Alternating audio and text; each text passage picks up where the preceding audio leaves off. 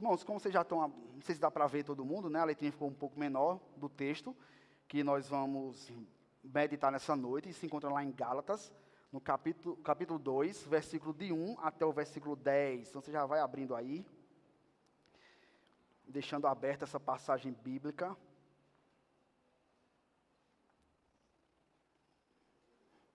Gálatas 2, do versículo 1 até o versículo 10. Lembrando que, naturalmente, o pastor fez a cirurgia, né? Já oramos por ele, e por essa razão ele não se encontra aqui, está em recuperação, não pode fazer extravagâncias, e está se recuperando de casa, tá? Eu queria também manifestar minha alegria de poder estar aqui no culto à noite. Normalmente eu venho sempre pela manhã, e por essa razão fazia muito tempo que eu não via muito de vocês, e vejo muitos visitantes. Isso aí para nós é uma alegria muito grande, tá? Então, sintam-se à vontade no nosso meio. Todos abriram? Gálatas 2? Deu certo aí? Então, vamos lá, irmãos. Vou começar falando pela questão da escolha do tema, tá? Aliás, o texto, especificamente. Quem já frequenta a nossa igreja, sei lá, desde março do ano passado para cá, tem percebido que nas oportunidades que Deus tem me dado de subir este púlpito, eu tenho compartilhado exatamente um livro de Gálatas, tá? Então, em março do ano passado, eu comecei a sempre meditar no livro de Gálatas, desde o capítulo 1, versículo 1, até hoje, a gente vai ver o capítulo 2, versículo de 1 a 10. Esse é o nosso 6º sermão em Gálatas, tá? E, naturalmente, alguns de vocês não estavam aqui desde quando eu comecei, não pegaram o contexto do qual a carta de Paulo foi escrita aos Gálatas, e por essa razão eu julgo ser importante compartilhar com os irmãos um pouco do contexto para que a gente possa entender exatamente o porquê que Paulo escreveu exatamente o que está escrito aqui. Pode ser? Podemos começar? Então vamos lá, irmão. Como já falei, o próprio Paulo, que foi quem escreveu essa carta à igreja da Galácia, que na verdade não era uma igreja apenas, eram igrejas que faziam parte de uma região chamada Galácia. E o que é que aconteceu? Paulo escreveu essa carta depois de ter fundado essas igrejas que faziam parte, como já falei, e como todo missionário que ele era, igual aos demais, ele precisou também pegar suas coisas, suas mochilas, e ir embora para outros lugares, para pregar o evangelho a outras localidades, tá? Paulo pregou, Paulo edificou, Paulo fundou igrejas, e o que foi que aconteceu depois que ele precisou se retirar dessa região da Galácia? Aconteceu que alguns falsos mestres, alguns falsos apóstolos, esses que eram judaizantes, que eram pessoas que vieram lá de Jerusalém, faziam parte da religião judaica, e a região de Jerusalém era exatamente a religião de onde surgiu o cristianismo. Os apóstolos estavam exatamente nessa região, tá? O que é que aconteceu? Esses falsos mestres que vinham lá da região de Jerusalém, eles começaram a passar por onde Paulo tinha passado, tinha pregado e tinha fundado igrejas, e se diziam representantes dos apóstolos. Eles, na verdade, eram os representantes autênticos dos apóstolos levantados por Cristo Jesus. E o que foi que aconteceu? Por onde eles passavam, eles chegavam dando uma espécie de carteirada nas igrejas, dizendo que a autoridade legítima levantada pelos apóstolos não era Paulo, mas era exatamente esse povo. Dessa forma, pela maneira como eles chegavam, dando carteirada, como eu já falei, eles tiveram muita facilidade em entrar nessas igrejas e começar a pregar um monte de coisas, tá? Então, eles se diziam diferentes de Paulo, diziam que Paulo pregava uma coisa diferente do que os apóstolos pregavam, e até citei de manhã, era como se fosse aquele povo que sai fazendo fofoca, né? Então, onde chegava, fazia fofoca de Paulo. Onde chegava, fazia fofoca de Paulo. Eles diziam que Paulo pregava apenas a salvação em Cristo Jesus, o que para eles era uma meia-verdade.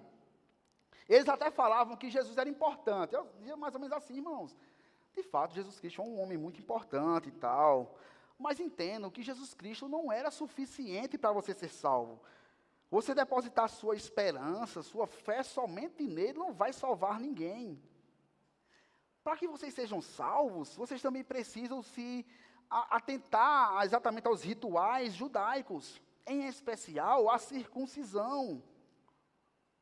Então, o discurso deles era mais ou menos esse.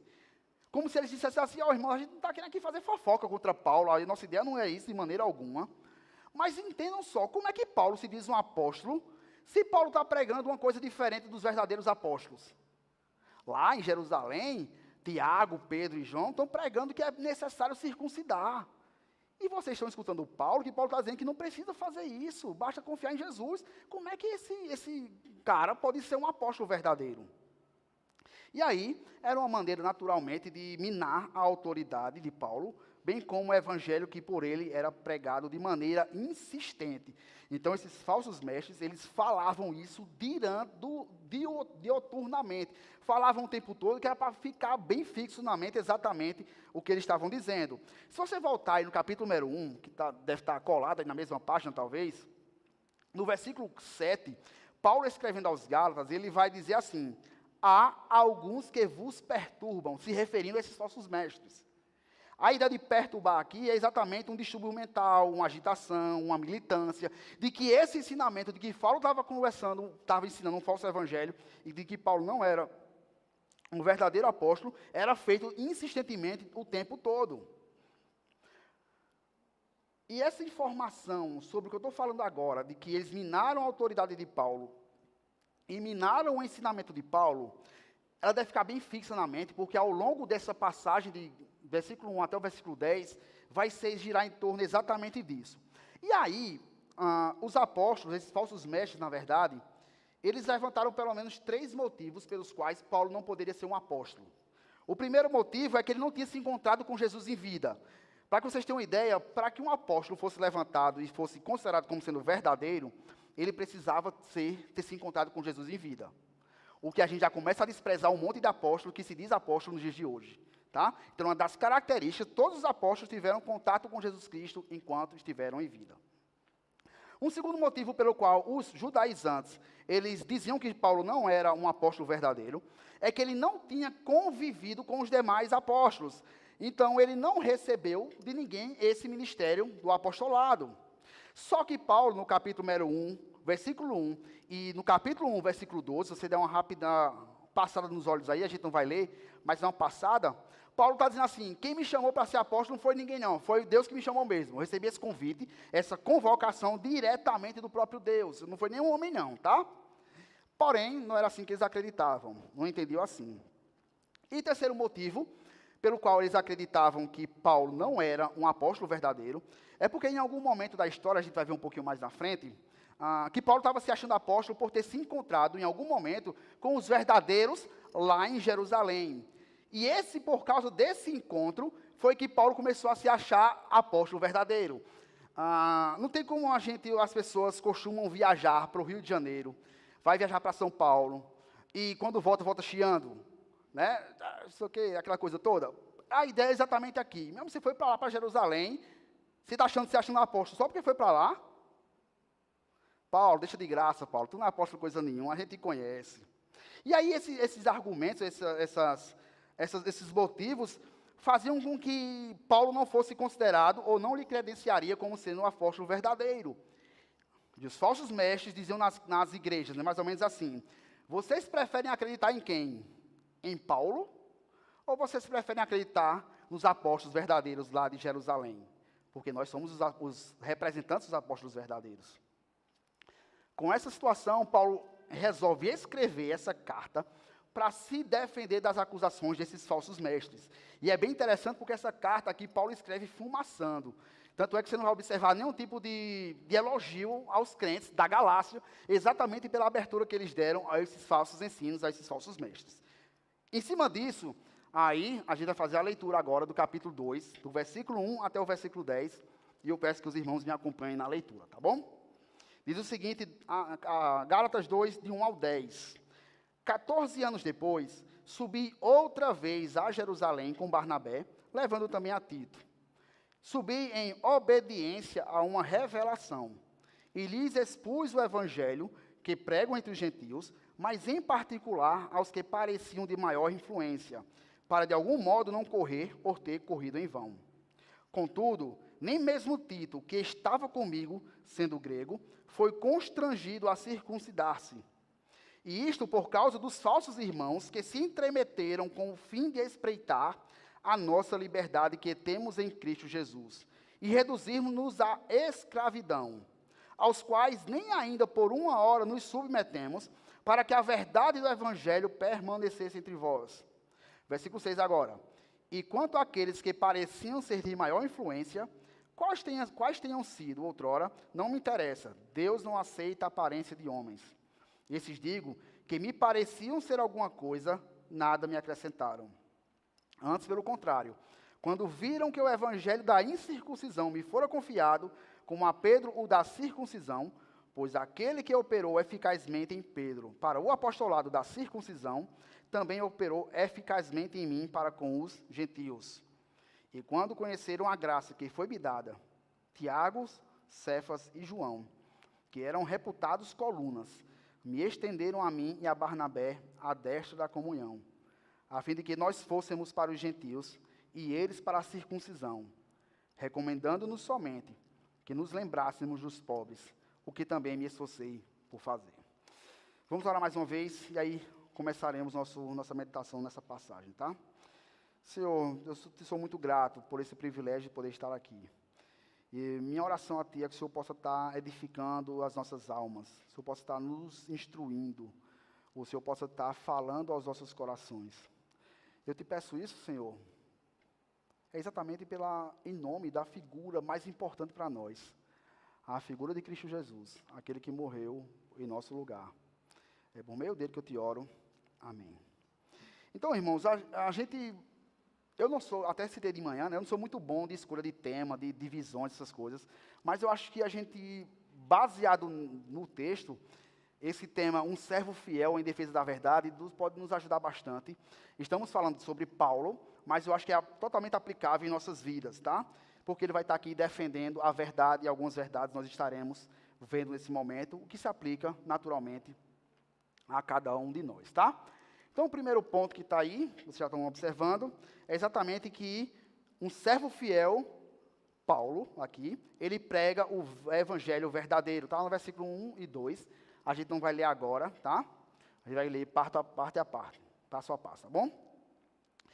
Meus irmãos, nessa primeira parte que a gente tem aqui, nesse primeiro tópico que a gente tem aqui, a gente encontra um Paulo querendo mostrar aos Gálatas que a sua mensagem, o conteúdo da sua pregação, era exatamente igual aos dos demais apóstolos, coisa que, de fato, os falsos mestres tinham dito que não era.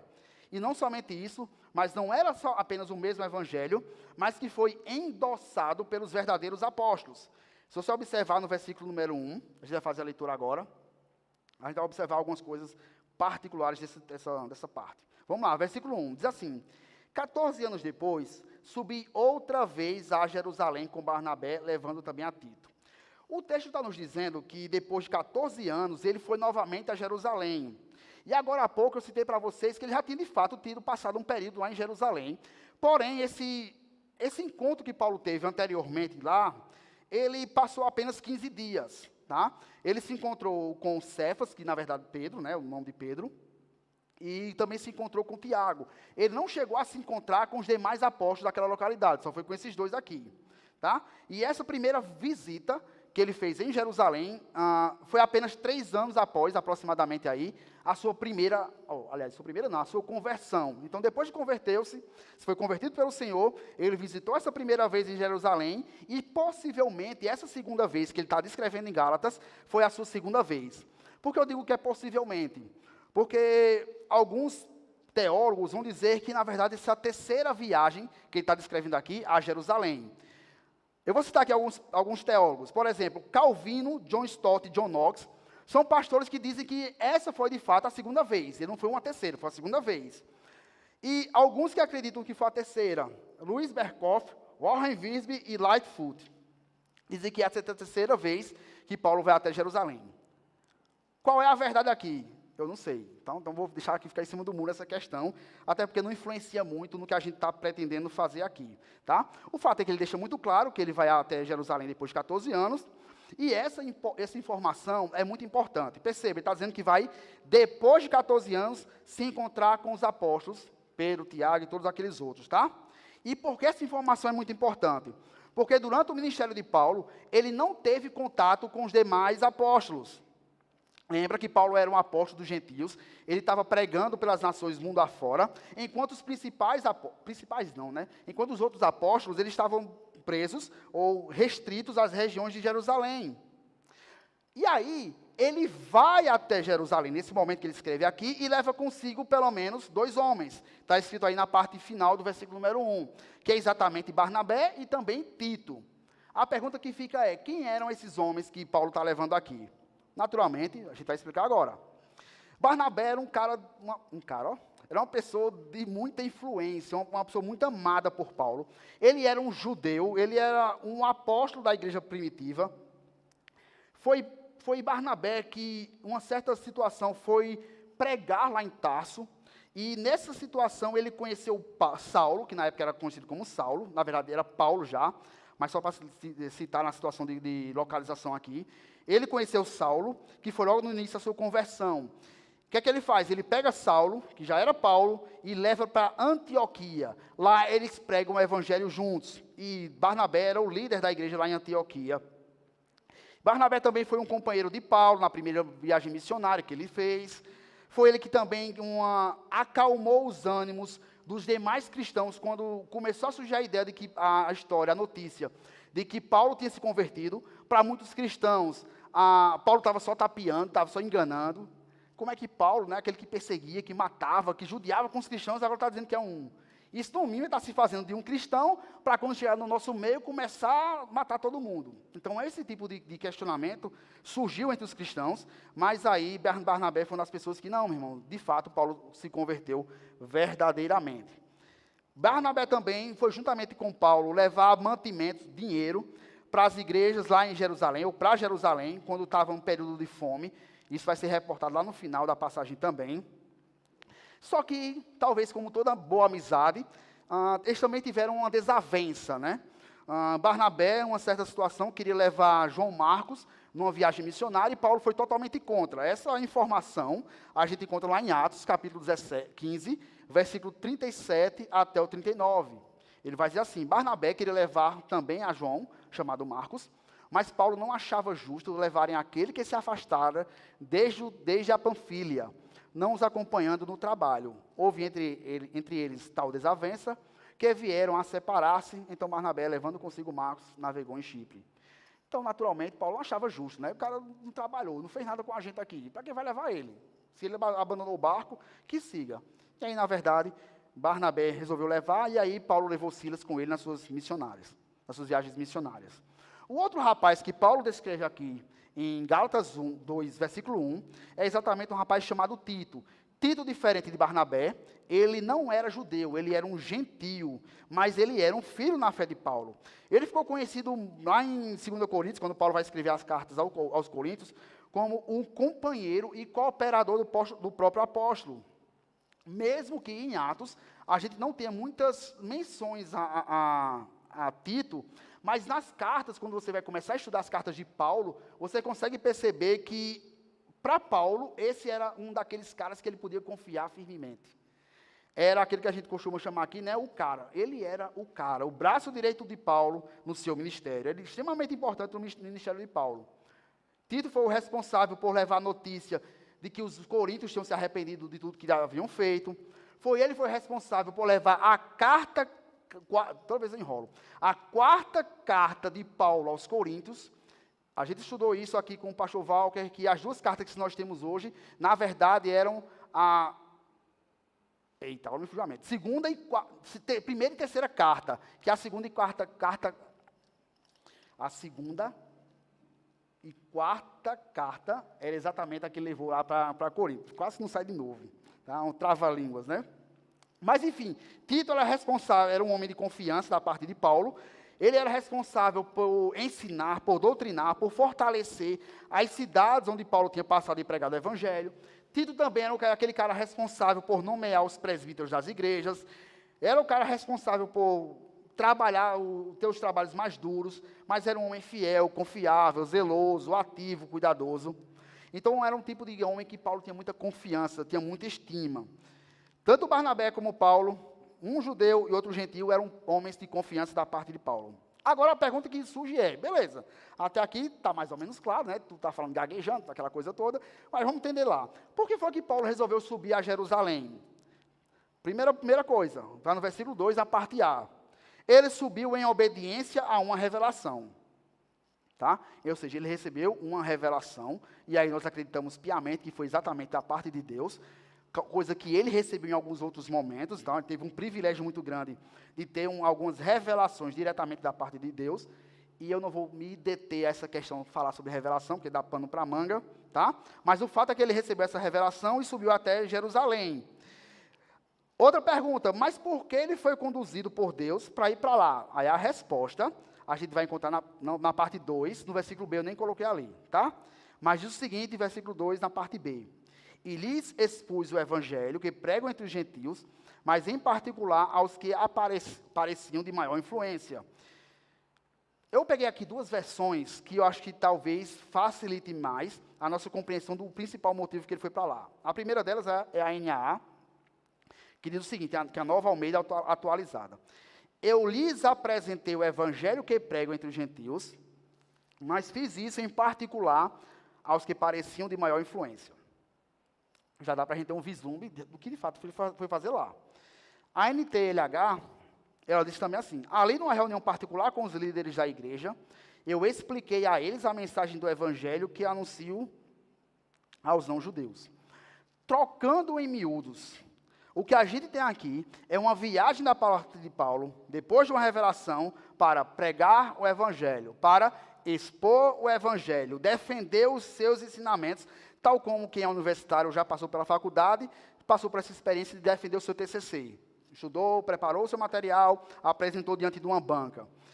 Então, era exatamente o que Paulo estava fazendo. Tá? No caso dele aqui, especificamente, ele foi pregar, como o texto deixa muito claro, mas também apresentar para os cristãos de Jerusalém o conteúdo do seu ensino, que ele ensinava aos gentios, que ele ensinava fora de Jerusalém. Para quê? Para que essas pessoas pudessem conhecer o seu trabalho e o conteúdo que ele pregava entre os gentios.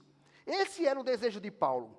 Lembremos que ele não teve nenhum tipo de contato com os apóstolos, a não ser nessas duas ocasiões que eu até já citei. Paulo não aprendeu absolutamente nada com os apóstolos, não recebeu o conteúdo deles, mas o conteúdo, a pregação, o cerne, era tudo igual. O que Paulo pregava, os apóstolos pregavam. E o resumo da pregação era exatamente esse aqui, ó. Está lá em Atos 13, que na verdade é 38 a 39, tá? Mas é assim o texto, diz assim, ó.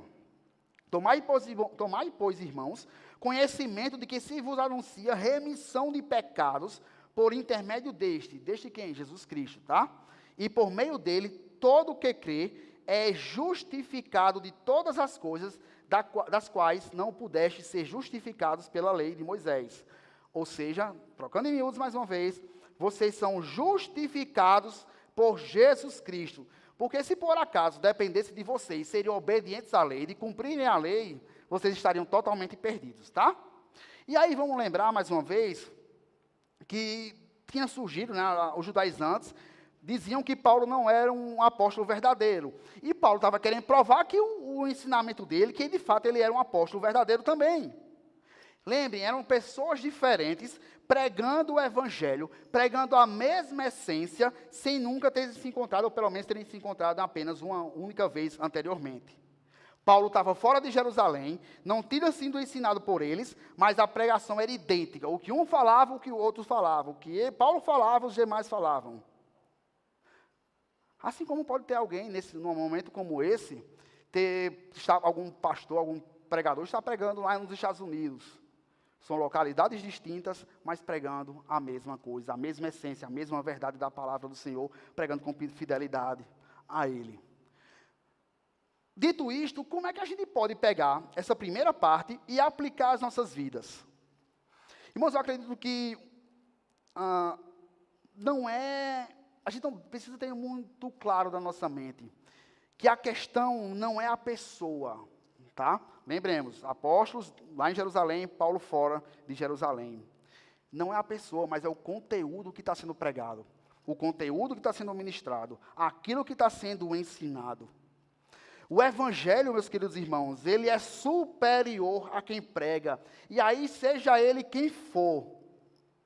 A gente não deve receber uma mensagem, uma pregação, só porque é fulano de tal, mas sim pelo que está sendo ensinado. E aí, até, para mim, é mais complicado de falar isso, né, porque eu estou numa situação substituindo o pastor Walker, né, e pode surgir com uma arrogância da minha parte, o que na verdade não é. Mas é o que o texto está nos ensinando. Que o que importa não é Zezinho, não é Augusto Nicodemos que está pregando, mas é o que está sendo pregado, é o conteúdo da mensagem. E se o conteúdo da mensagem é feito com fidelidade, nós compreendemos claramente que é Deus falando por meio da pessoa. E é assim que o Espírito Santo de Deus age de maneira poderosa, apesar de quem está ministrando a palavra dele. E como é que a gente sabe que, por exemplo, um ministério ou um pregador, ele está tendo sucesso no seu ministério, na sua pregação? Exatamente, se ele é fiel à palavra de Deus. A igreja ela pode estar lotada de pessoas, tem uma expressão de Lutero, né, ela pode fazer chover todos os dias, chover milagres todos os dias, mas isso não é atestado de que, de fato, aquela igreja, aquele ministério é autêntico, ele é verdadeiro. Também não é se a igreja é rica, não é se ela tem influência na sociedade, mas um ministério de sucesso. É exatamente se esse ministério ele é fiel ao ensino da palavra de Deus. E a gente sabe que em muitos lugares, né, as pessoas dão muito crédito e se deixam levar por emoção e por situações das mais variadas, mas seja lá o que for, o conteúdo da mensagem é a principal razão pela qual alguém pode ser considerado como um ministério de sucesso. Isso é tão verdade, irmãos, que se você voltar aí no capítulo 1, versículo 8, ele vai dizer assim que, deixa eu abrir aqui, voltar, mas ainda que nós, ou mesmo um anjo vindo do céu, vos pregue evangelho que valendo o que vos tenham pregado, seja anátema. Seja lá quem for, se pregou diferente, seja amaldiçoado. É isso que está dizendo aqui. Seja Paulo que pregue uma coisa diferente, e seja um anjo que desça do céu e pregue uma coisa diferente. E ele vai ser amaldiçoado. Porque, mais uma vez falando, o que importa é o conteúdo. Está sendo fiel aos ensinos da palavra do Senhor. Tá? Por isso, irmãos, eu acredito que nós devemos ser muito zelosos exatamente no que tange a Escritura Sagrada. A gente deve pregar ou deve ensinar toda a Escritura, sem omitir absolutamente nada. Sabe por que isso? Porque é a Escritura Sagrada que nos mostra como Deus é justo. É na Escritura Sagrada que a gente encontra que Deus é soberano e dono de tudo. É ela que nos orienta, nos diz os propósitos do Senhor, as vontades de Deus, os desígnios do Senhor. É ela quem nos conduz a Deus, ela quem nos direciona, nos diz como a gente deve agir. Ela nos diz a nossa real situação sem Cristo Jesus. É ela quem nos revela que em Cristo a salvação é por meio dele. E o tempo pode passar, o tempo pode rugir, seja lá o que for, mas a verdade não deixa de ser verdade. O verdadeiro evangelho não mudou, ainda que muitos falsos mestres que eles se infiltrem nas igrejas, ainda que os falsos mestres tenham um espaço na mídia, os falsos mestres tenham um espaço nas igrejas, mas o conteúdo deve ser ministrado e ele não foi alterado em hipótese alguma. Seja a pregação a um jovem, a um velho, a um homem ou a uma mulher, a um cientista ou a um leigo, a substância não muda e ela não pode mudar. O evangelho, ele é o mesmo ontem, hoje e sempre. E o que é que a gente deve fazer? Nós devemos ser fiéis ao Senhor, da maneira como Ele nos deixou. E lembre que a gente está falando aqui de um homem como Paulo. Estamos aplicando as nossas vidas, mas estamos tratando de uma carta escrita pelo apóstolo Paulo, que ele recebeu todo o ensinamento da parte de Deus. Mas o que foi que Paulo fez? Foi lá e pregou com fidelidade ao Senhor. E o que é que muitas vezes acontece conosco? Nós somos crentes, a gente não se dá o menor trabalho de analisar, pelo menos, o que está sendo falado nas nossas igrejas. Se aquilo que está sendo dito é compatível com as Escrituras Sagradas.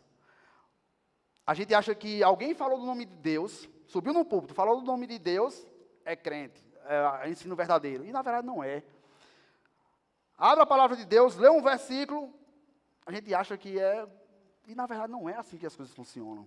Observe o que Lucas, escrevendo lá em 17, capítulo 11, em Atos, ele vai dizer: ora, esses de Bereia eram mais nobres que os de Tessalônica, pois receberam a palavra com toda avidez, examinando as Escrituras todos os dias, para ver se as coisas eram de fato assim. O texto se refere aos tessalônicos, né, que eram tessalônicos judeus, que a situação era mais ou menos a seguinte: eles tinham um certo preconceito por ouvir outras pessoas, tá? Eles eram parciais nas suas análises. E a ideia aqui de nobreza, da ideia de alguém que era humilde, que ele recebia a palavra, seja por quem fosse pregado, sem preconceito algum, sem levar em consideração se era um tal de Jonas Madureira ou se era um tal de Zezinho. Tá? Então, o texto está nos dizendo aqui que os de Bereia eram mais nobres, por quê? Porque eles escutavam todo mundo, eles não tinham preconceitos, eles não faziam uma espécie de, eu vou para lá porque é fulano de tal que está pregando, eu vou para lá porque é fulano de tal que está pregando. Entende, irmãos, que eu até estou, né, numa situação, mais uma vez falando, complicada, né, na minha condição hoje. Mas eu não tenho nenhum tipo de dificuldade em entender que existem pessoas que a gente tem um melhor, a gente escuta com mais facilidade, a gente gosta mais, isso não tem nenhum tipo de problema. A questão é que pessoas estavam sendo rejeitadas sem ao menos que fossem examinados exatamente o que estava sendo dito.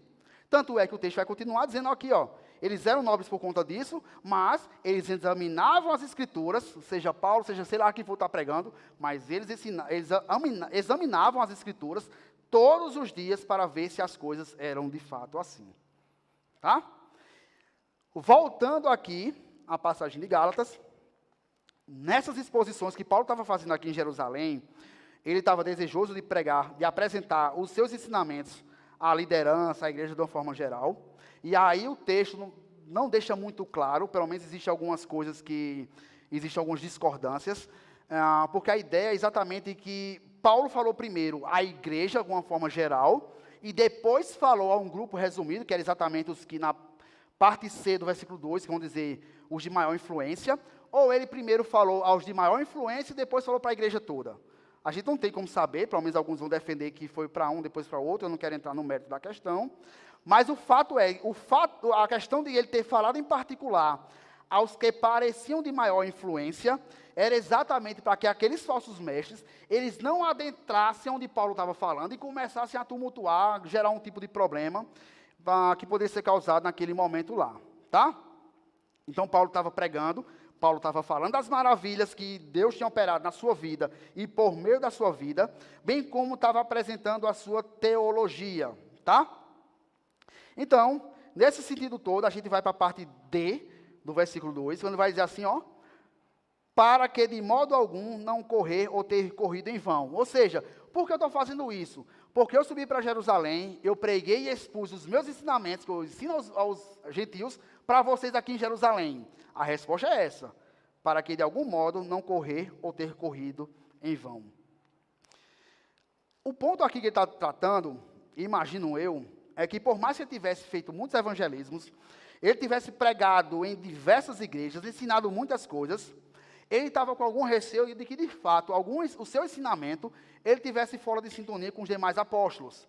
Ele talvez pensasse mais ou menos assim, rapaz, estou falando, estou pregando, estou ensinando, estou fundando igrejas, mas vai que, né, tem alguma coisa que não está de acordo com o que eu estou pregando. Será que eu estou no caminho certo? Então, essa ideia de apresentar o seu conteúdo, a sua pregação aos apóstolos lá de Jerusalém, era para que eles pudessem analisar se de fato aquelas coisas eram verdades. Para ele, para o apóstolo Paulo, bastava que apenas a liderança dos apóstolos em Jerusalém pudessem dizer assim, não, irmão, está tudo certo, você pode continuar a sua peregrinação de pregação, está tudo ótimo. Continue pregando exatamente essa mensagem. Se os falsos mestres entendem que não é assim, não leve em consideração, continue firme na sua caminhada. Por isso que eu acredito que primeiro ele até pode ter falado aos apóstolos verdadeiros, né? E depois ele foi reconhecido e tal, e apesar disso, depois disso ele foi pregar aos cristãos em geral. Isto colocado, como é que a gente aplica nas nossas vidas? Eu acho que serve muito de exemplo de humildade para cada um de nós. Paulo era apóstolo, comissionado por Jesus Cristo, chamado diretamente por Deus para essa missão. Mas ele foi lá em Jerusalém para saber se o seu ensinamento estava correto, estava incoerente com os apóstolos lá de Jerusalém. Isso é humildade. Ele tinha todo o direito do mundo de chegar dando carteirada, como talvez como os falsos mestres já fizeram. Tinha toda a autoridade do mundo para fazer isso, mas ele não fez. Eu vou lá, que eu quero saber se de fato eu estou pregando tudo corretamente. E aí, irmãos, nessa aplicação eu acho que não custa nada a gente compartilhar coisas com nossas lideranças. Eu acho que não custa nada a gente compartilhar dos nossos dilemas, compartilhar das nossas aflições, compartilhar daquilo que a gente está tensionando pregar ou ensinar com nossos pastores, com nossa liderança. A gente ouvir a opinião deles, a gente ser orientado por ele. E acredito que muitas das vezes que a gente quebra a cara nos mais dilemas da nossa vida que nós possamos enfrentar, está exatamente relacionado ao fato da gente não se aconselhar com as pessoas mais experientes. Que esses homens são levantados por Deus para nos dar o caminho das pedras. Mas a gente acha que a gente é muito autossuficiente, a gente sabe caminhar com as nossas próprias pernas, a gente acha que sabe de absolutamente tudo, a gente não quer perguntar, a gente não quer conversar, a gente não quer se aconselhar. E a gente precisa fazer isso. Mais uma vez falando, esses homens foram levantados por Deus e para nos auxiliar nessa caminhada. E o fato da gente se aconselhar com esses homens, perguntar, indagar, enfim, conversar, ele não nos torna menos crentes. Eles não nos torna menores pessoas. Mas ele vai revelar exatamente a nossa humildade. E ele mostra o nosso desejo de aprender. Além disso, como é bom a gente ter homens e mulheres que nos auxiliam na nossa caminhada. Pessoas que a gente pode confiar, que têm bons conselhos, pessoas sábias. E sabe o que é isso, irmãos? É uma dádiva divina. Então, a gente precisa aproveitar as oportunidades que nós temos de usar e abusar, no bom sentido, dessas pessoas mais maduras na nossa igreja, nas nossas igrejas, tá bom? Então, vamos lá. Isto posto, né, falando com o pastor Val, que é igualzinho. Isto posto, vamos lá para o nosso segundo tópico, que ele vai falar exatamente que um servo fiel em defesa da verdade, ele vai defender o evangelho verdadeiro, tá? Isso está lá no versículo 3 até o versículo número 5.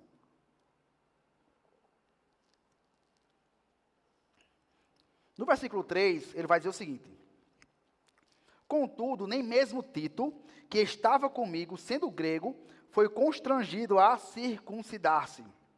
Eu já falei que Tito era um gentil, né? E estava com Paulo nessa viagem lá em Jerusalém.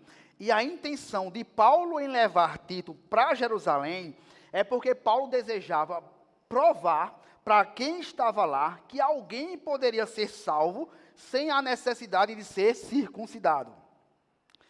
Eu acho que todo mundo aqui sabe o que se trata a circuncisão, né? Não precisa entrar em detalhes com relação a isso, tá? Mas lembra do fato que eu citei no começo, que aquela galera lá, os falsos mestres, defendiam que era necessário ser circuncidado para ser salvo? Pois bem, o que Paulo está fazendo ao levar Tito com ele, era exatamente provar, não precisa circuncidar ninguém. Esse homem chamado Tito, ele está aqui, é uma prova viva de que alguém foi salvo apenas pela fé em Cristo Jesus. E para os judaizantes daquela época, isso era uma afronta. Só que então é o seguinte, se Paulo, por acaso, tivesse circuncidado Tito, e levasse Tito para lá circuncidado, ia dar margem para essa galera dizer assim, ó, beleza, foi salvo por Cristo, mas tu circuncidou Tito. Então o que tu está falando é besteira, não serve de nada. Então por isso que Paulo fez questão de levar Tito, sem ser circuncidado para lá, para provar que poderia alguém ser salvo, sem necessariamente passar pelos rituais judaicos. O que isso nos indica? Indica que, de fato, havia uma unidade, mais uma vez falando, do que Paulo pregava e do que os outros apóstolos também pregavam, porque eles também pregavam que não existia necessidade de se circuncidar. E o que a gente também está vendo aqui, vai ver aqui, é que nem os apóstolos lá de Jerusalém, eles constrangeram Tito a ser circuncidado. O que, uma vez mais, vai dizer que não era necessário, basta a fé em Cristo Jesus. Tanto é que no versículo 4 e 5, ele vai dizer assim, Deixa eu abrir aqui, voltar aqui. 4 e 5. E isto por causa dos falsos irmãos. Essa expressãozinha, e isto por causa, é mais ou menos assim. Mas por conta dos, ou essa questão da circuncisão só foi levantada porque, aí a continuação, versículo 4. Porque os falsos irmãos se entremeteram com o fim de espreitar a nossa liberdade que temos em Cristo Jesus e reduzir-nos à nossa escravidão. Agora perceba o que é que Paulo está dizendo aqui no início do versículo 4. Como é que eles chamam as pessoas que estavam pregando exatamente isso, dizendo que para ser salvo tem que circuncidar, chamando de falsos irmãos. Era como se Paulo estivesse dizendo, esses homens, esses falsos irmãos, estão colocando vocês, Gálatas, que era para quem Paulo estava escrevendo a carta, estão querendo colocar vocês em escravidão. E a ideia de escravidão aqui é muito tranquilo de se entender. Se dá pela compreensão de que é uma prisão, de fato, você ter sempre que fazer alguma coisa para ser salvo. É estar preso a rituais, é estar preso ao cumprimento da lei, ao cumprimento dos preceitos, às cerimônias, a absolutamente qualquer coisa que você possa fazer para ser salvo. E o que Paulo está dizendo assim, não vão na conversa desse povo não, tá? Não vão na conversa desse povo não, porque não precisa disso não. Basta a fé em Jesus Cristo. Mas, irmãos, venhamos e convenhamos. Não é isso que muitas vezes não, praticamente toda vez a gente escuta nas mais variadas religiões, que a gente precisa estar em igreja tal para ser salvo, que a gente precisa dar dinheiro para ser salvo, que a gente tem que se flagelar de alguma forma para ser salvo, que a gente tem que fazer caridade para ser salvo, que a gente tem que cumprir os sacramentos para ser salvo. Isso aí, todas as outras religiões, a tecla batida. Você tem que fazer alguma coisa para ser salvo. Tem que fazer alguma coisa para ser salvo. Eu peguei aqui um documento oficial de uma igreja, que eu não vou revelar o nome, tá? E eu vou mostrar aqui para vocês no Data Show, que diz exatamente isso. Eu não tirei uma vírgula do que está no documento oficial lá. E eu quero que vocês observem o que eles estão dizendo lá. Talvez não digam de forma aberta, pública, mas no documento oficial diz exatamente isso, que eles acreditam dessa forma. Olha só. A igreja afirma que, para os crentes, os sacramentos da nova aliança são necessários para a salvação. Percebe? Segundo documento. O mesmo documento, só que um outro ponto. O Santo Concílio ensina, apoiado na Sagrada Escritura, e aí eu faço um adendo, eu não sei onde foi que eles acharam isso, tá? Mas enfim, diz aqui, e na tradução, que esta igreja peregrina na terra é necessária a salvação. Perceba que eu não estou inventando coisa da minha cabeça não, tá? É exatamente o que está dizendo lá, tá? Você pode, até coloquei aí o site, né? Dá para entregar. Sem querer entregar, mas já entreguei, né? Se vocês dão uma pesquisada lá, pode ir lá e vai ver. Tá? Mas vamos imaginar, irmão, que você está nos visitando, ou nos ouvindo aí pelo YouTube, né? Você faz parte de uma igreja evangélica. E né, você não faz parte de uma igreja como essa, que tem no documento oficial alguma coisa falando isso. Mas perceba que isso, muitas vezes, a ideia de obras, a ideia de fazer alguma coisa para ser salvo, ela permeia os nossos corações enquanto cristãos evangélicos, tá? Muitas vezes acontece mais ou menos assim, hoje eu preciso ir para a igreja, hoje eu tenho que ir para a igreja. Muitas vezes não pela necessidade de ouvir a palavra de Deus e ser edificado, mas a ideia, por mais que a gente não fale, mas a gente pensa, ou sente isso no coração, é mais ou menos assim, Deus precisa me ver lá para colocar na chamada um pezinho de presente. Porque se ele não me ver lá, meu Deus, é melhor eu garantir. Então, o que a gente faz? Vem para a igreja. Outra coisa, eu preciso ir para a igreja porque eu preciso tocar, porque eu preciso pregar, eu preciso servir, eu preciso cantar. Porque se eu não fizer isso, vai que Deus esquece de mim e na hora do arrebatamento ele me esquece. Outras pessoas vão dizer assim, eu preciso me batizar, porque se eu não me batizar eu não vou ser salvo. Dentro das igrejas evangélicas, tem pessoas que falam, se eu não der o dízimo, eu também não vou ser salvo. E, queridos, eu acho que isso acontece muitas vezes, rapaz, o tempo está passando, está voando, vou tentar correr aqui, tá? Eu acho que isso acontece muitas vezes porque a vida inteira nós somos acostumados a fazer algumas coisas para ganhar outras coisas. Eu faço uma coisa para ganhar outra. Eu vou citar aqui rapidamente a minha ideia aqui. Eu sou criança, não sou mais criança, mas uma criança, para ele ganhar um presente, ele tem que ser obediente ao pai. Para uma criança ganhar um presente, ele tem que ser um bom aluno, um bom filho. E aí o que é que o pai faz? Nós fazemos enquanto pais, né? Nós damos. Quando ele vai crescendo, sei lá, 8, 9, 10, 11, 12 anos, aí o pai começa a exigir um pouco mais. Você tem que arrumar a cama, você tem que arrumar a casa, vai lavar os pratos. Aconteceu muito comigo isso lá em casa. Mas eu não ganhava recompensa não. Né? Mas enfim, mas acontece muito isso. Você tem que fazer alguma coisa para você ganhar outra. Aí a pessoa vai para a universidade, ou quer entrar na universidade. Você tem que estudar, senão você não passa no Enem. Você tem que estudar para passar num concurso. Ou você estuda ou você não passa. Mais uma vez, eu faço alguma coisa para conquistar outra. Na fase adulta, a gente tem a nossa compreensão de que a gente precisa trabalhar para poder ganhar dinheiro. Né? Isso é normal para a gente. Tá? Ou seja, o tempo todo na nossa vida, a gente está acostumado a fazer uma coisa para ganhar outra. Qual é o problema aqui? O problema é que a gente quer pegar essa realidade cotidiana nossa e aplicar na salvação. A gente começa a pensar assim, não, mas na salvação deve ser a mesma coisa, não pode ser diferente. Eu faço uma coisa para ganhar outra.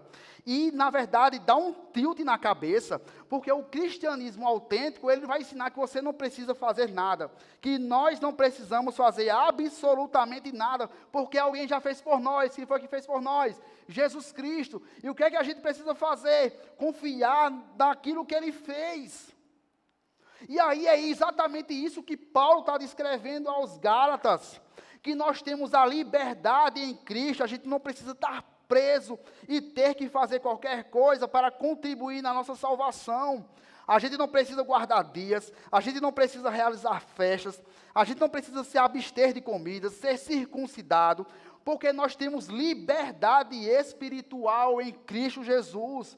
Isso porque ele cumpriu cabalmente toda a lei e se sacrificou por nós.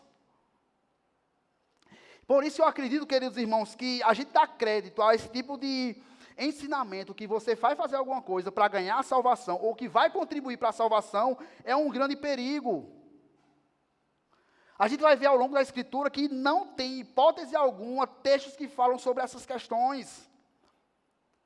A salvação já foi nos dada por Cristo Jesus, pelo que Ele fez. E o que a gente precisa fazer é simplesmente depositar a nossa confiança nele. Perceba se não é isso que Atos vai dizer. Não há salvação em nenhum outro, porque abaixo do céu não existe outro nome dado entre os homens, pelo qual importa que sejamos salvos. Romanos 6, 23. Porque o salário do pecado é a morte, mas o dom gratuito de Deus é a vida eterna em Cristo Jesus. Gálatas também, capítulo 3, versículo 26. Pois todos vós sois filhos de Deus mediante a fé em Jesus. E é isso que Paulo está querendo deixar muito claro para os Gálatas aqui nessa carta.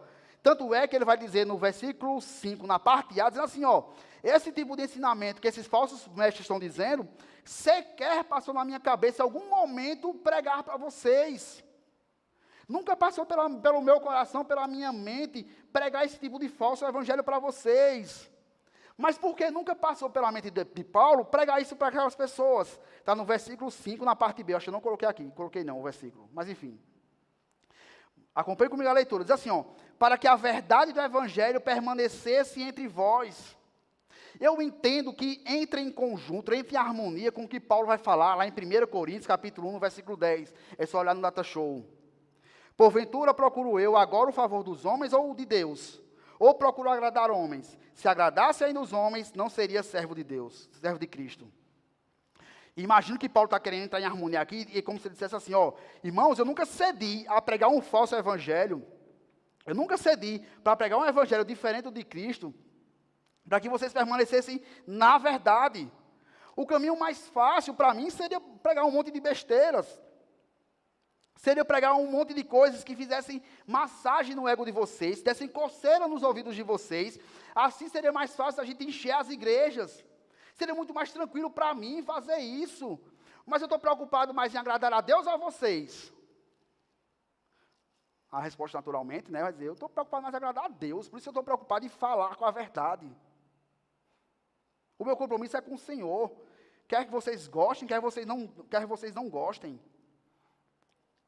E a gente sabe, né, que Paulo era um homem muito sério, principalmente no que tange a doutrina e o ensino. E ele não dava tréguas aos falsos mestres, né? Ele batia sempre de frente. E eu acho que isso aqui a gente tem como aplicar às nossas vidas também, tá? Qual a aplicação? Como a gente pode aplicar isso? Pelo menos na minha percepção. Eu acho que existem, sim, inúmeros falsos mestres dentro das igrejas evangélicas. E quando eu estou falando falsos mestres, estou me referindo a pastores, estou me referindo a presbíteros, estou me referindo a diáconos, estou me referindo a líderes de uma forma geral. Esses falsos mestres, eles não estão apenas infiltrados naquelas religiões que nós consideramos como sendo seitas, né? Mas dentro das igrejas evangélicas também existem falsos mestres. E é por isso que a gente precisa defender o evangelho verdadeiro. A gente estava até comentando no discipulado lá atrás. Ainda que a gente não tenha números, né? Tem algumas cadeiras vazias aqui, mas se você for para algumas igrejas, vai ver que as igrejas lá lotadas, abarrotadas de pessoas. Mesmo que as pessoas nos chamem de puritanos, nos taxem de puritanos, o que na verdade não é um xingamento, seria um elogio, né? Mas permaneçamos firmes na verdade do Senhor. Ainda que sejamos chamados de quadrados, conservadores, santarrões, isso não interessa. O que a gente precisa fazer é defender a sã doutrina. E nesse sentido, não é uma responsabilidade do pastor meramente, mas é de todo crente, como o Sproul vai dizer, né, que nós somos todos teólogos. Cabe essa responsabilidade a nós de pregarmos a verdade, de defendermos a verdade e não torná-lo atrativo para as pessoas, ainda que elas não gostem, que é um pouquinho do que Paul Washer vai dizer. Se você usar meios carnais para atrair pessoas para a igreja, você irá atrair pessoas carnais e terá que continuar usando meios carnais maiores ainda para mantê-los na igreja. E não foi para isso que Deus nos chamou. A gente não pode modificar a mensagem do evangelho, da salvação em Cristo Jesus, seja ele pela razão que for. E sabe o que é que acontece quando a gente faz isso? Tem uma outra expressão, frase do Paul Washer, que ele vai dizer assim: você vai entrar em rota de colisão com todo mundo, e também com muitas pessoas de dentro da igreja. Por isso eu acredito, irmãos, que a gente não pode trocar, em hipótese alguma, o evangelho da cruz pelo falso evangelho. A gente não pode trocar Cristo pelas obras, a gente não pode trocar a verdade pela mentira, não pode trocar Deus pelo diabo, a gente não pode trocar a liberdade pela escravidão. E eu imagino que é exatamente isso que Paulo está querendo dizer aqui, está muito claro, escrevendo aos Gálatas. Mas vamos para o nosso terceiro ponto, tá? E o último ponto vai ser bem mais rápido, está lá no versículo 6 até o 10, mas vocês vão perceber que vai ser um pouco mais rápido, tá? Gálatas 2, versículo 6, vamos fazer a leitura aqui.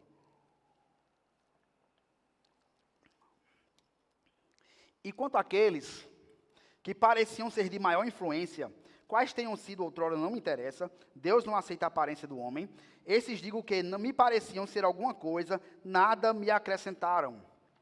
Vamos só relembrar uma coisa importante aqui, tá? Paulo está escrevendo essa carta aos Gálatas e está narrando os acontecimentos, os acontecidos, tá? Inclusive o que ele fala que é bem forte, né? Na nova Almeida atualizada, para ficar mais fácil a nossa compreensão, diz assim: e quanto àqueles que pareciam ser alguma coisa, o que eles foram no passado não me interessa. Deus não aceita a aparência do homem. Esses digo que pareciam ser de maior influência, nada me acrescentaram. Isso pode parecer, no primeiro momento, uma espécie de desprezo ou arrogância da parte de Paulo, mas o que Paulo está querendo dizer é assim: eu estou em pé de igualdade com eles, com os apóstolos verdadeiros também, e não me sinto intimidado por eles também, coisa que não acontecia exatamente com os falsos. Os falsos tinham um medo terrível dos apóstolos verdadeiros e tinham também um respeito exagerado para aquilo ali. Tanto que essa expressão de maior influência talvez fosse exatamente a maneira como os falsos apóstolos, os falsos mestres, eles chamavam os verdadeiros, tá? Os de maior influência. Só que com Paulo, o tratamento era totalmente diferente. Paulo era exatamente um homem desprezado por esses homens. E, nesse sentido, Paulo não está escrevendo como uma afronta aos verdadeiros, mas exatamente criticando os falsos apóstolos, tá? Uma vez até porque ele foi chamado por Deus e não se sentia inferior aos verdadeiros. Que, inclusive, esse também foi um dos pontos que os judaizantes falavam de Paulo, né? Que ele não poderia ser um apóstolo verdadeiro, pois não tinha se encontrado com Jesus, conforme eu já falei. E aí, Paulo não está sendo arrogante, como eu já disse. Paulo tinha muita humildade, até mesmo no momento de falar uma coisa como essa. E como a gente pode perceber isso? Porque Paulo, o tempo todo, ele sempre se tratou como o menor dos apóstolos. Paulo era, ou se dizia, o pior dos pecadores. Então, nesse momento aqui, não existe arrogância, não existe soberba da parte de Paulo com relação a essas questões. Tá? Tanto é que no versículo 7 e versículo número 9, ele vai evidenciar outros dois fatores que fizeram com que Paulo fosse reconhecido. Os verdadeiros apóstolos observaram outras duas características em Paulo e puderam reconhecer que ele era um apóstolo verdadeiro. Versículo número 7. Vai dizer lá: antes, pelo contrário, quando viram que o evangelho da incircuncisão me fora confiado, como a Pedro o da circuncisão. A ideia aqui de viram que o evangelho, eles perceberam o evangelho. E como foi que eles perceberam isso em Paulo? Através da sua pregação, através do seu ensino, através do seu testemunho, através do testemunho de Paulo, de Tito e Barnabé. E depois que os apóstolos verdadeiros perceberam isso em Paulo, aqueles de maior influência puderam observar isso em Paulo, eles só poderiam concluir uma coisa: que de fato Paulo era um homem de Deus. Eles puderam perceber o entusiasmo que Paulo pregava, eles puderam perceber a maneira como Deus conduziu o ministério apostólico de Paulo, como as conversões aconteciam de toda forma, em várias quantidades, os sinais, as maravilhas, os prodígios também usados na vida de Paulo. Viram que Paulo foi resgatado para cumprir essa missão, que foi chamado para pregar entre os gentios. E essa concepção aqui faz uma enorme diferença, um enorme sentido. Por quê? Porque os judaizantes, mais uma vez falando, se diziam que eles é quem eram os representantes dos verdadeiros apóstolos. E Paulo está se defendendo mais uma vez. Ele foi comissionado, ele foi chamado, ele foi convocado para anunciar aos incircuncisos, o que indica dizer que ele não partiu dele o desejo de fazer isso. E essas coisas aconteceram da mesma forma que aconteceu com o apóstolo Pedro. Só que cada um na sua esfera, né? Pedro lá em Jerusalém e Paulo fora de Jerusalém, entre os gentios. Então eles não eram rivais, mas eles eram parceiros de ministério. Os dois representavam ou apresentavam o evangelho da graça, só que por grupos diferentes, para grupos diferentes. O Deus que chamou um, chamou o outro também. Tanto é que no versículo 8 ele vai dizer exatamente isso. Pois aquele que operou eficazmente em Pedro para o apostolado da circuncisão, também operou eficazmente em mim para com os gentios. Já falei que o evangelho, né, vou aplicar aqui, já falei que o evangelho é o mesmo ontem, hoje e sempre. Talvez a maneira como ele é apresentado, ela possa variar de acordo com o tempo, ou com o tempo. Mas a essência, o que eu já falei lá atrás, a essência do evangelho, a mensagem da salvação em Cristo, ela nunca mudou, desde os tempos bíblicos. Foi isso que Pedro, Paulo, que João pregaram lá atrás. Foi isso que Justino, o Marte, pregou lá atrás. Foi isso que Crisóstomo, John Hus pregou lá atrás. Foi exatamente o evangelho da graça de Cristo, da salvação em Cristo Jesus, que Calvino pregou, que Lutero pregou, que Jonathan Edwards pregou, que Spurgeon pregou, que Augustus Nicodemos prega hoje, que John Piper prega hoje, que Walker prega hoje, Aurivan Marinho prega hoje, que Heber Júnior prega hoje, que Emílio Garófalo prega hoje. Então não tem por que a gente tentar passar para um outro evangelho que não são esses que esses homens pregaram a vida toda, ao longo da história do cristianismo. Por que abandonarmos o evangelho verdadeiro para abraçar um evangelho que talvez te prometa prosperidade, talvez te prometa saúde plena, talvez te prometa que Deus vai te dar tudo que você sonha, tudo que você deseja? Por que abandonar o evangelho verdadeiro em detrimento desse falso? Talvez a resposta seja muito simples. Porque quem prometeu todas essas coisas, saúde, prosperidade, tudo que você sonha e deseja, não foi Deus, mas foi exatamente o diabo que prometeu.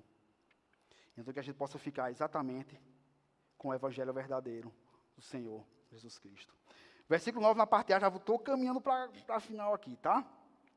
E quando conheceram a graça que me foi dada, ele está se referindo à missão de Paulo pregar entre os gentios, né? Deixando muito claro que não foi nada que ele produziu, mas foi pela graça divina. E talvez só tenha ficado claro para aqueles homens de muita influência, para os apóstolos verdadeiros, depois que Paulo falou das suas experiências. E quando tudo ficou muito claro, que eles reconheceram que Paulo era um apóstolo verdadeiro, o que foi que aconteceu? Tiago, Cefas e João, versículo 9 na parte B, me estenderam a mim e a Barnabé, e ele nem citou aqui, mas a Tito também, a destra da comunhão, a fim de que nós fôssemos para os gentios e com ele, e eles para a circuncisão. Ou seja, depois que tudo Paulo falou, testemunhou, pregou, ensinou, eles perceberam, não tem como negar que esse homem de fato é um apóstolo verdadeiro. A gente percebe a piedade que é destacável, a gente percebe o amor puro que Paulo tem pelas águas, pelas almas, a gente percebe a maneira como ele tem tido resultados, e tudo isso só foi feito por graça divina. A única coisa que restava era estender a destra. A ideia de estender a destra aqui era apertar uma mão, dizendo assim, meu irmão, você está abençoado, vá e continue o seu ministério. Era a maneira de dizer assim, nós concordamos com o que você está ensinando, nós concordamos com aquilo que você está pregando por aí. Tudo que você prega é o que nós pregamos aqui. Ou seja, houve um reconhecimento de que de Paulo estava pregando a verdade. Depois de tudo isso, entra exatamente o nosso tópico. Paulo, agora faça o seguinte, você vai lá e coloca em prática tudo que você aprendeu. Tudo que você tem aprendido, na verdade. Está no versículo 10, na parte A. Recomendamos-nos somente que lembrássemos dos pobres.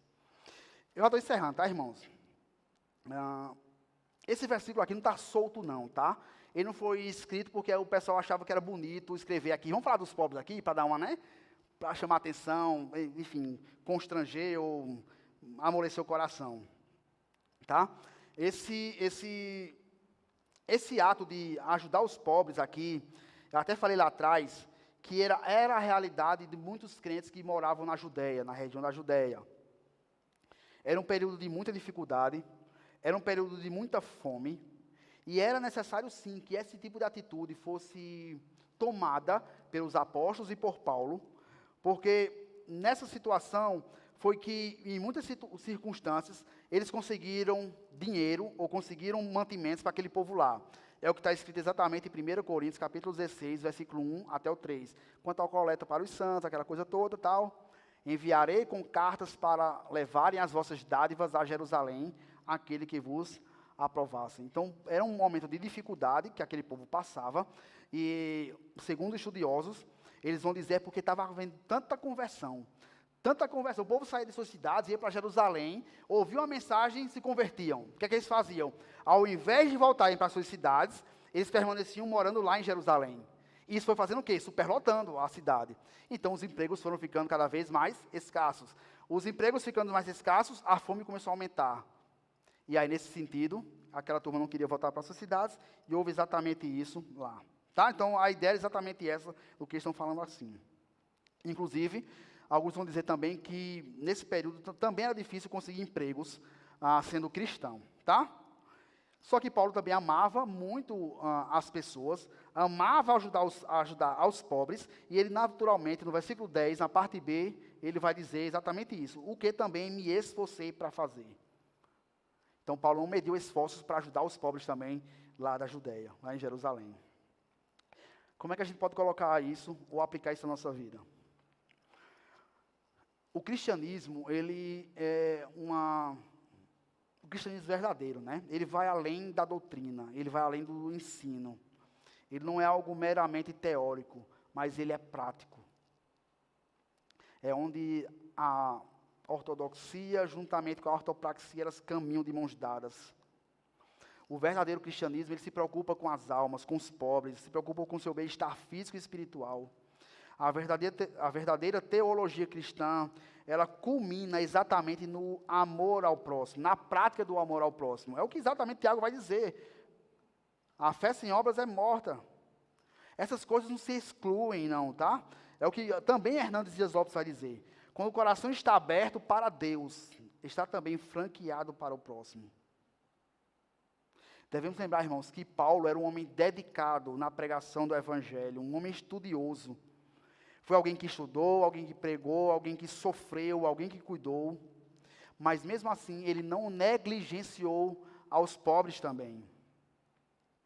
E como é que a gente pode, o que é que a gente deve fazer?